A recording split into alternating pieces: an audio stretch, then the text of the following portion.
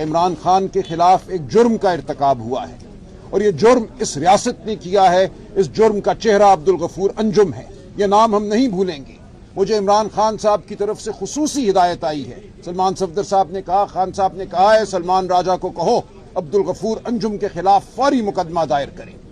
نومبر کے مہینے میں خان صاحب کی آنکھ میں تکلیف جو تھی وہ نمایاں ہوئی، یہ تکلیف بڑھتی گئی، اور کسی وقت دسمبر میں ان کی آنکھ کی بینائی، ایک آنکھ کی بینائی جو رائٹ آئے ہے، مکمل طور پہ ختم ہو گئی۔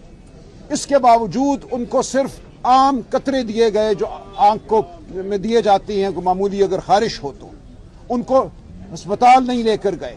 جو ڈاکٹر ہے کوالیفائڈ آنکھ کا، اس کو نہیں بلایا گیا۔ جیل کے ڈاکٹر ان کو قطرے دیتے رہے اور وہ کہتے رہے کہ میری تکلیف میں کمی نہیں ہو رہی۔ ایک آنکھ بالکل بینائی سے محروم ہو چکی تھی۔ اس کے بعد جب صورتحال اور بگڑی تو غفور انجم کو 16 جنوری کو تبدیل کیا گیا۔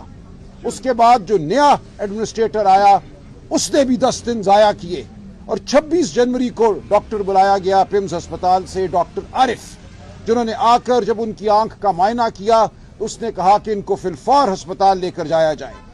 وہاں ان کی آنکھ میں ایک ٹیکہ لگایا گیا، جو لفظ یا استعمال کیا گیا ہے اوکلوژن آف دی ریٹنا۔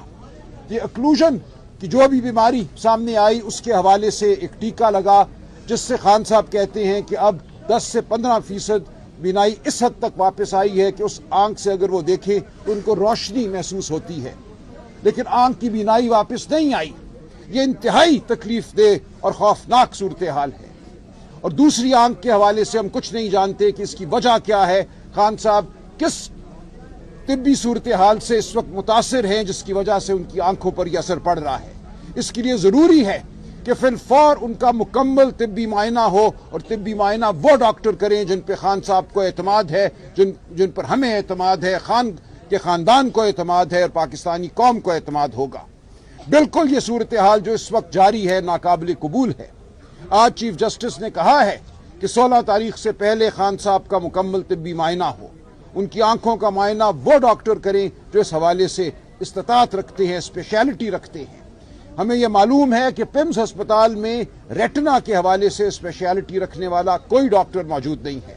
اسلام آباد میں شفا انٹرنیشنل میں 2 ڈاکٹر صاحبان ہیں جو یہ اسپیشلٹی رکھتے ہیں۔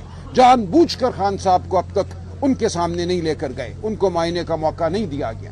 تو یہ جو جرم خان صاحب کے خلاف ہوا ہے اس میں بہت سے لوگ ملوث ہیں، سب کے نام سامنے آئیں گے، ہم کسی پہ پردہ نہیں ڈالیں گے۔ ایک نام خان صاحب نے خود دے دیا، انہوں نے نشاندہی کر دی ہے اپنے مجرم کی، عبدالغفور انجم، اس کے خلاف فی الفور مقدمہ دائر کیا جائے گا۔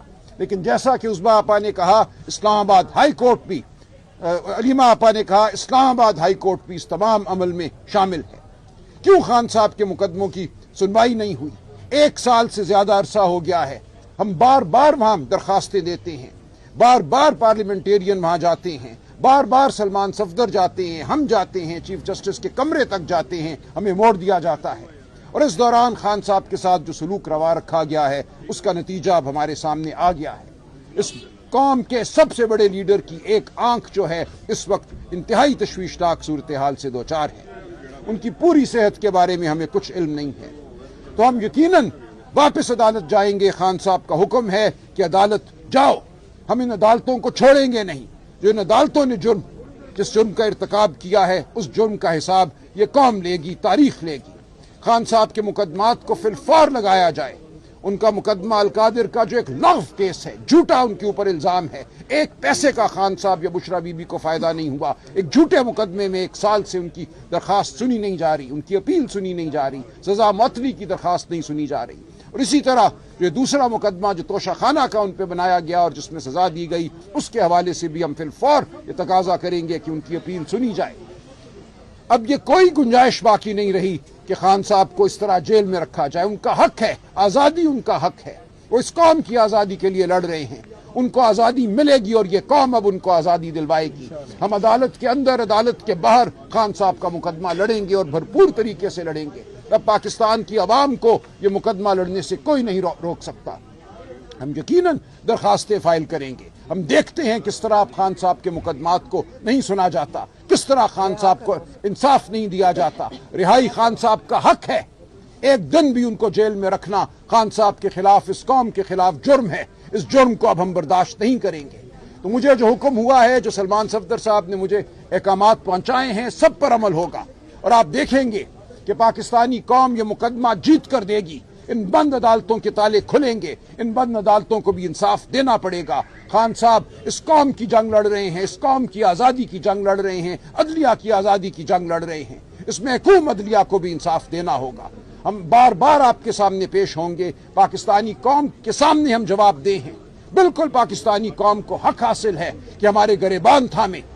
खान के लिए जो कुछ करना है अगर हम नहीं कर पाए तो अब मजीद कोई कोताही बर्दाश्त नहीं की जाएगी किसी की जानिब से भी। तो ये मुकदमा हमने लड़ना है, ये जिद्दोजहद हमने करनी है और अब फतह बहुत करीब है। आप सब यकीन रखिए कि ये कहर की घड़ी है, लेकिन ये हमारे अज़्म को दोबाला करती है, हमें मजीद ताकत देती है।